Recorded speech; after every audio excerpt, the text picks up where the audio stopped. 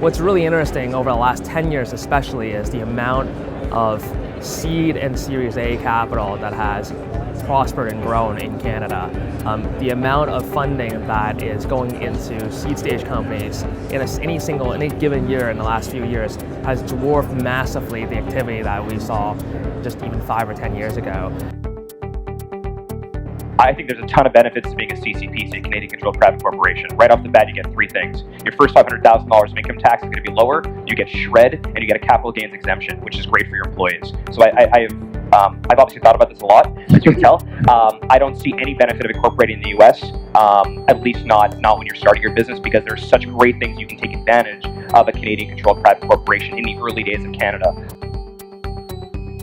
We need smart capital. Not just capital, there's lots of startup capital in this country. There's not a shortage, but there's a shortage of smart capital. Smart capital that has a 10-year window to it plus.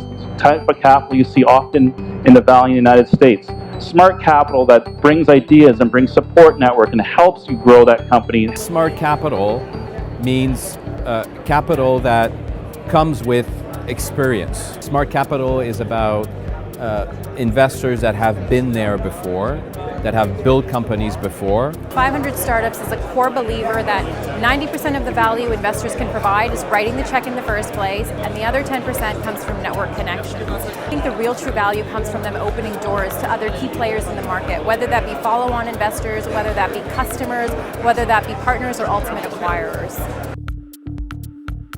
I think if you're building something interesting, the opportunities will be there, and I think it's really on sort of the entrepreneur to go ahead and create those opportunities and find ways to get that deal done.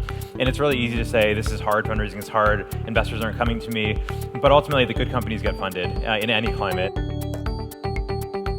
The seed investors are all telling entrepreneurs to be ambitious, try to build something that can be as big as possible. The engineers here are the best in the world. You know, some of the best entrepreneurs, people running the best companies in the US are Canadian. When entrepreneurs are going out to raise money, it's really important for them to think about the big picture and be describing that to potential investors. But I think it's really important to talk about what the plan is 3-5 years out ahead and then bring it back to what you're doing today to get there.